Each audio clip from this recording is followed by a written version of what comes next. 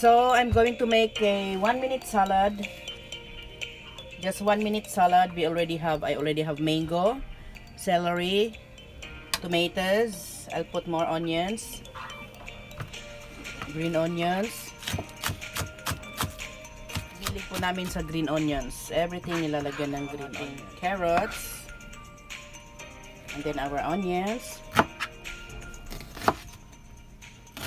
Tapos na po ang ating avocado. Just put them all in here.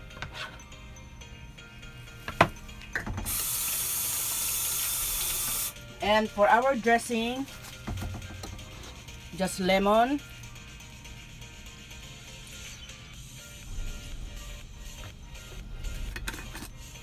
black pepper, and salt.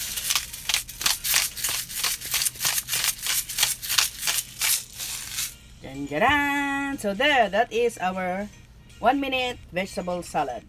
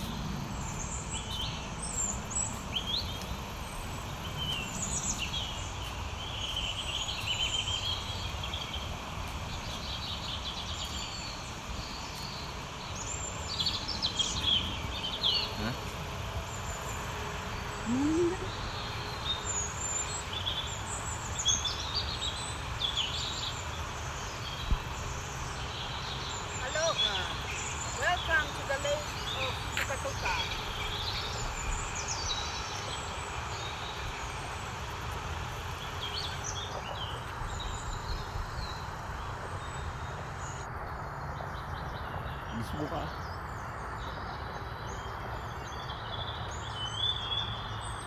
Very quiet, very serene. Forest bathing does not mean to get lots of water, bring it to the forest, and take a bath there. No, that's not what it means. Or that's not what forest bathing is all about. Forest bathing is simply to bring yourself to the forest, surround yourself with lots of trees and greeneries, with nature, with fresh air, birds and wildlife, and you just have to enjoy the sounds of the birds chirping, the crickets, butterflies, or even the bees.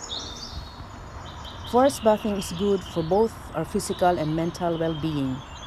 It is proven to reduce stress hormone production, improve feelings of happiness, free up creativity, as well as lower heart rate and blood pressure.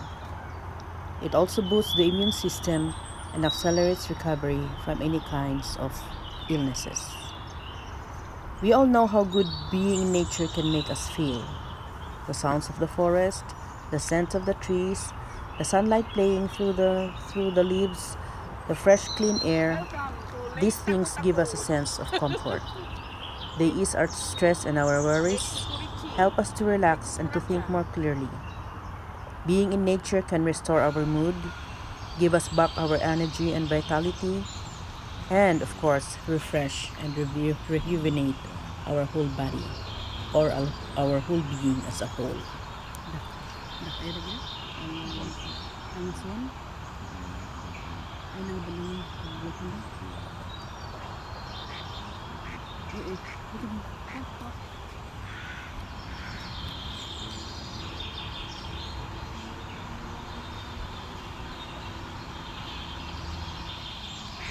Ooh, such a lovely sight to see.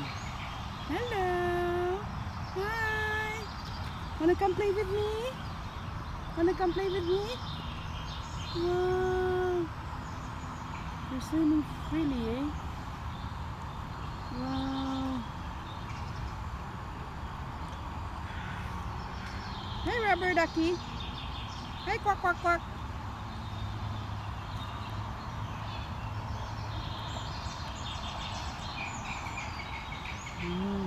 Enjoy sila.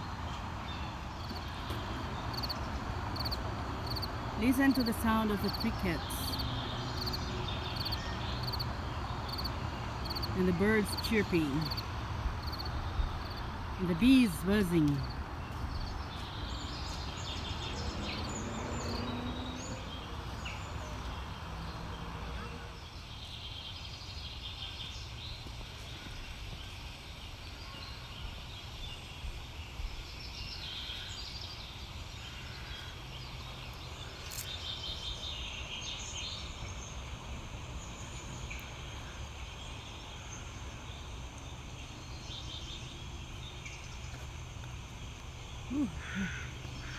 Forest bathing.